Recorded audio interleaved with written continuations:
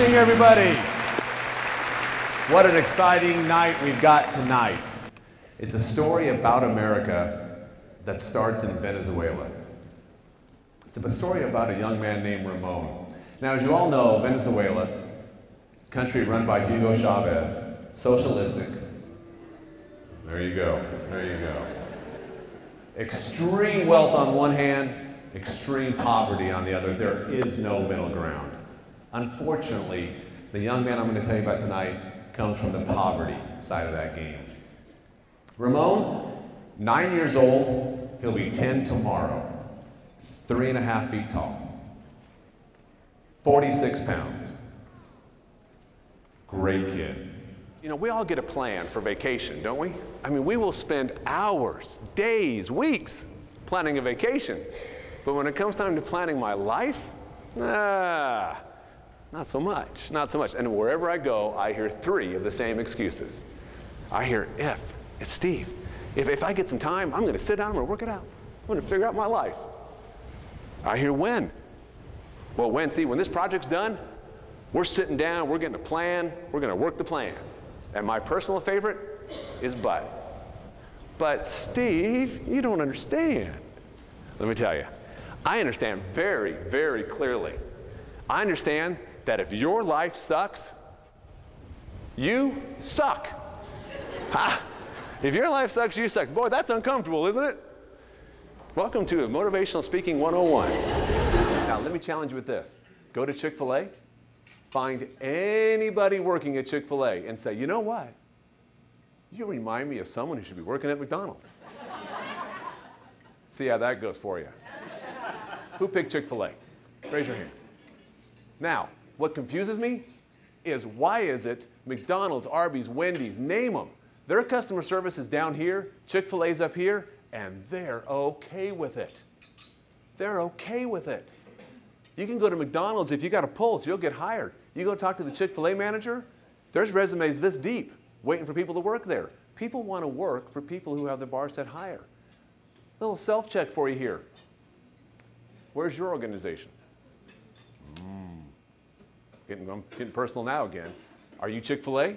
Yeah, we're Chick-fil-A. No, think about that. Are you really Chick-fil-A? Or are you McDonald's, Arby's, Wendy's, and all the others? But let me ask you, let's be honest, who's got idiot friends? Come on, be honest. Everyone's like, ugh. Yeah. Here's my question is, why? Why? It's a simple question, but why? You know what idiots do? They wallow in a pool of pity. They wallow in a pool of pity. It's bad for me, it's bad for you. Let's just kumbaya together and talk about it. Your relationship's bad, so is mine. Let's go have drinks. Yeah. You know, my job sucks, yours does too. Great, let's talk. Let's commiserate, it's all good. And the welcome sign is always on to the idiot club. You know, I have people tell me, well, they're fun. I get that they're fun. They're idiots. You take him to the grocery store. Can you imagine what he sees at the grocery store? It's a world of wonder. He comes into our house, turns on the lights, and they work. Water, hot, cold, warm, if you want it. What a deal. One day I'm working out in my living room. He's sitting there on the sofa watching me. And I'm working out, and he's looking at me, you know, mocking me with a smile on his face, you know, doing that thing. And I have my little iPod on, my earbuds. I take them off just to give him a hard time, and I put them to his ears. And he was like, it's like he got shocked. He couldn't believe it. And I realized he's never heard music come through little chords like that before. Then he wanted to give it back, but that's a whole other story. So we have to take him to Shriners. The goal is, Ramon's going to Shriners. They're going to put rods in his leg, straighten his leg out. It's good to go back home. He goes to Shriners, where real doctors, seriously real doctors, evaluate him for probably the first time in his life. And they say the rods won't work. He's got a bone disease. The bones will not adhere to the rods in his leg. Well, we said, well, what's the answer? And they said, we got to amputate it. Just gets worse. So now it's on us as a family to decide how to tell Ramon what you thought you were coming here for isn't going to happen. And I'll tell you, it's a moment I will never forget as long as I live. We brought a neighbor in who's a Spanish-speaking lady to talk to him about it, talk him through it. He's on the sofa right there, and I'm right here, and she's talking in Spanish, and I got nothing. You know, I'm just listening, but I know what's happening. And he looks at me, and about 2 minutes into it, he looks at me, and he goes, "Zzz."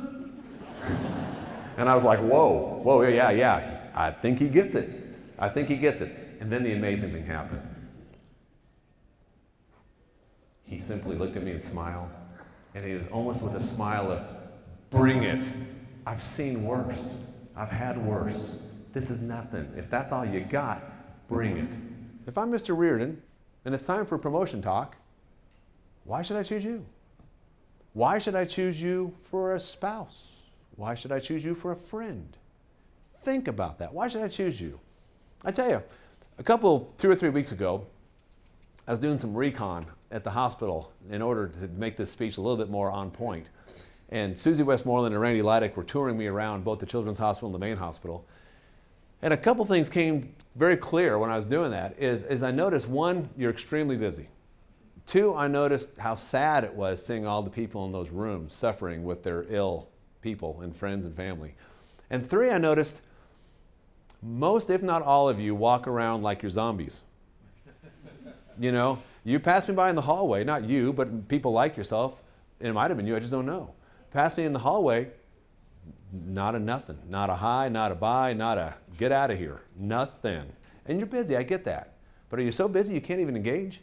Now, all that changed when I walked into the hyperbaric chamber. Everyone been to the hyperbaric chamber? I've been there. I've been there. And I'm standing there looking at a patient, you know, getting hyperbaricked, or whatever you want to do. And you know, I'm just standing there. I'm used to the zombie world. It's busy. I just shut my mouth and I'm watching and learning. And Stacy Marchant walks up to me. And she says, "Hi, how you doing? My name's Stacy Marchant. Pleasure to meet you. Is there something I can do to help you out here?" And I was like, no. Thanks. I'm just here watching. She goes, "Well, I'll tell you what. Tell me if I'm lying, Stacy. I know her first and her last name, and it's the second time I've ever seen her in my life. All right?" She says, "If there's anything I can do to help you out here, you let me know." Start being curious. Start asking people. There are people in your offices. There are people living around you. They're everywhere. There are people in this room that would shock you if you drilled down and started asking genuine questions about what they do, in work, out of work, family, whatever. They're interesting stories. And this room is filled with them. You got a reception after we're done here. If you don't start anything, start just asking some questions. Don't have an agenda. Don't look for a job.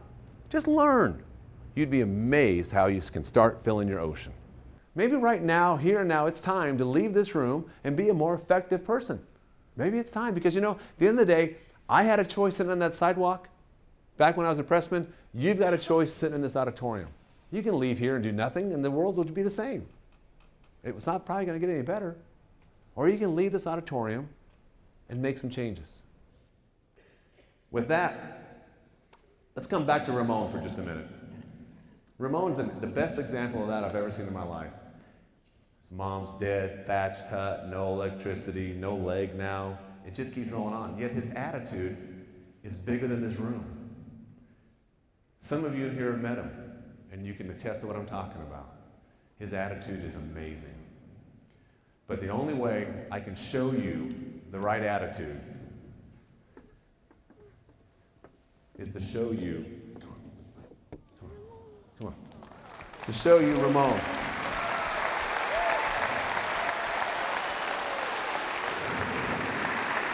Okay.